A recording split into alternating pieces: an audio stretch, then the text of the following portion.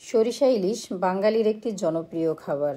সরিষা ইলিশ রান্না করার জন্য পেঁয়াজ কুচি, সরিষা বাটা, সরিষার সঙ্গে 2-3টি কাঁচামরিচ, 1 চিমটি কাঁচা জিরা বেটে নিয়েছি, সামান্য ধনিয়া গুঁড়া, হলুদ মরিচের গুঁড়া, স্বাদ মতো লবণ ও সরিষার তেল দিয়ে মশলাগুলা মাখিয়ে নেব।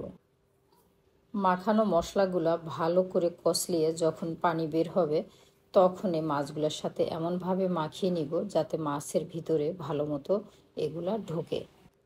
দিয়ে দিব এখন পরিমাণ মতো পানি দিয়ে তারপর দিয়ে দিব 4-5টি কাঁচামরিচ। এখন চুলায় বসিয়ে দিব। সরিষা ইলিশে কিন্তু লেজ আর মাথা চাপা এগুলো নিতে হয় না। যখন লেজ মাথা নেওয়া হয় তখন সরিষাগুলা মাথার সাথে মিশে একদম জগা খিচুড়ি পাকিয়ে যায়, যার কারণে সরিষা ইলিশ রান্না করতে গেলে অবশ্যই শুধু মাছের অংশটা নিতে হবে। মাছ ভেজে মশলা কষিয়েও কিন্তু সরিষা ইলিশ রান্না করা যায়, তবে অরিজিনাল সরিষা ইলিশের স্বাদ পেতে হলে অবশ্যই কাঁচা মাছ রান্না করতে হবে। আমার রান্না শেষ। আপনার পছন্দ মতো ঝোলের ঘনত্ব রাখবেন।